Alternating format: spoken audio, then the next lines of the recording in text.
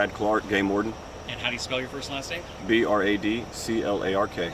Perfect. I guess, Brad, just my first question for you, just walk us through just kind of that initial 911 call. So around 2:30 this morning, we received a phone call about a capsized boat and multiple people in the water drifting downstream. So that's when everybody started heading this way to try to figure out what we had going on. How do you respond like this? I mean, every incident obviously is different, but when you get a call like that, when people are on the water, this happened overnight, how do you respond to this? So first priority is making sure everybody's accounted for. Once we make sure everybody's accounted for, are there any injuries?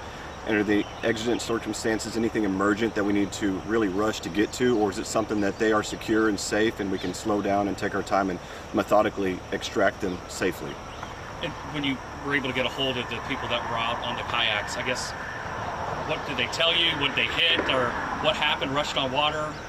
So it sounds like they were out on a small boat and a couple kayaks, and throughout their voyage something happened and boats started taking on water and they had to abandon their boat, ended up in the water, and were able to tread water and get to shore safely.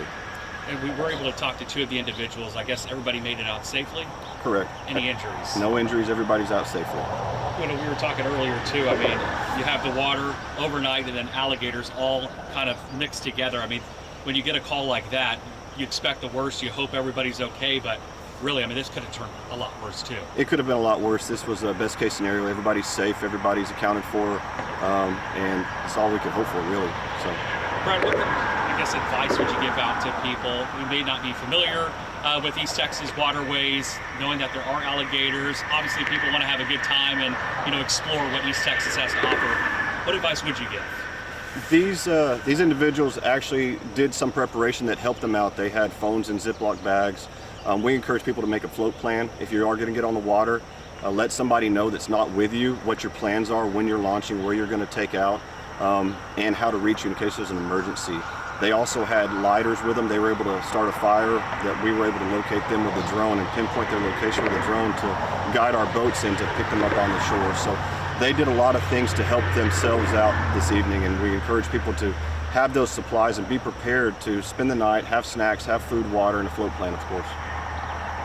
You mentioned that you were flying the drone over to make sure, one, that you could locate them, and two, to reassure them while you guys were working to get them out of there. Can you tell me a little bit about how that went down? Sure. So once they were located with the drone, it wasn't just, hey, here they are and let's leave. We maintained the drone overhead so they would know that as a reassurance, we're there, we're coming. It's going to take a minute to get to you, but we're not forgetting about you. And we're going to be there. And they said that it helped reassure them and calm them seeing the drone overhead. So we use that as an extra tool, not just to find them, but to reassure them that we're still coming.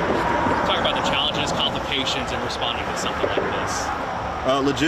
Logistics are always tough. So what boat ramp are you going to use? How's the water flow? How do you get to them? Where are you going to take them once you pick them up? So they were kind of in the middle between two major highways, and it just took our boat crews a long time to get to them, but we were able to safely get to them. Talk about also the complications when you involve wildlife and alligators too. I mean, obviously you got to be worried about their safety, but also you guys as well. Correct. So we're going to get to them, and we want to get to them as safely as possible. Alligators, you're in East Texas, any major body of water is going to have alligators in it.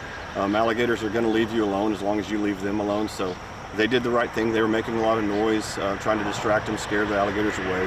They did a lot of things this evening to help themselves to make this as successful as it was. I noticed on ambulance out here on scene, I guess just basic, checking them out just to make sure they're okay. Correct. Everybody was a little cold and a little wet, maybe some bug bites, but other than that, everybody's okay, and they went home tonight, or this morning.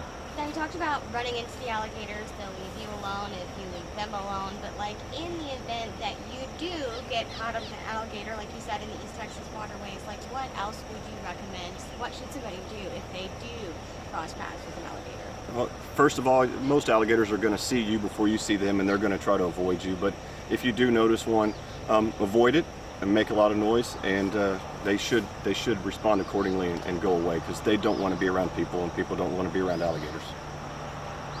And then can you just tell us a little bit about what it was like for you personally responding to this call, making sure they're safe, and also just kind of making sure they know how to. Yeah, Once we found out that everybody was accounted for, that was the major concern when we first got the call, that everybody was not accounted for. But once we figured out everybody was accounted for and they were on the shore safe and they still had some phone with some charge on it, we were able to get to them. We were able to slow our response down, make sure we could get to them safely. So the biggest concern is just getting up here quickly and making sure everybody's accounted for.